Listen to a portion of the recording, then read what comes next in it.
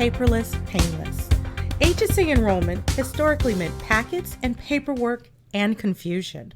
Consumers may complete a simple 5-step online paperless process to get signed up for the HSA and deposit funds the same day. Here's how it works. First, a profile is set up for each eligible consumer. This can be done by file or by the consumer themselves. We'll show the latter, self-registration. By going to a unique URL for the appropriate group, you will enter your personal information to set up your basic account. And then you will answer a few security questions. This ensures that when transactions are going to be processed, or you call in for support, there are a few additional layers of security that ensure only you are granted access to your funds. Once you read the summary of plan rules, you can continue your enrollment in the HSA. First, here's that important legal documentation that we have gotten out of that pile of paperwork and into an online tool for paperless agreement. Of course, you can download and save and access these documents at any time in the future. Next, you will need to look over and finish your profile information by adding your Social Security and phone number here. We go through several identity verification processes to ensure the account can be opened by the custodial bank. If there is an issue, you can still complete the enrollment process, but you will need to work with your administrator before the account can be opened.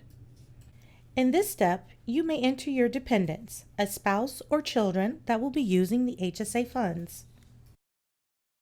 On to eligibility. You are responsible for ensuring that you have all that it takes to open an HSA, including enrollment in a high-deductible health plan and other requirements. By indicating your coverage level, the system can track maximum annual contributions for you throughout the year and keep you on track. Payment options are next. Most importantly, the opportunity to sign up for direct deposit, a much more efficient way to get a reimbursement out of an HSA than waiting for a check in the mail. If there is a bank verification requirement on the account, a micro deposit will hit your bank account within a couple of days, and you will be prompted upon your next login to indicate the amount of the deposit and finalize the setup of your bank account. Finally, setting up a beneficiary requires either selection of a dependent or dependents already entered, or the entry of a beneficiary here. If you are married, it's important to note that per regulations, in order to name someone else as the primary beneficiary, you must get your spouse's signature on a form, accessed here, to waive beneficiary rights.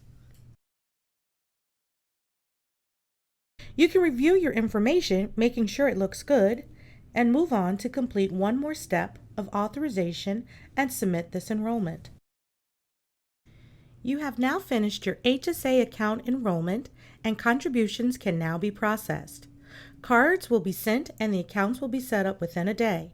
Payroll and employer contributions will be processed via administrative processes such as employer file import or other data requirements. And you may request contributions, distributions, and other activity from your consumer portal. To learn more about your health savings account, check out the video Introduction to HSAs.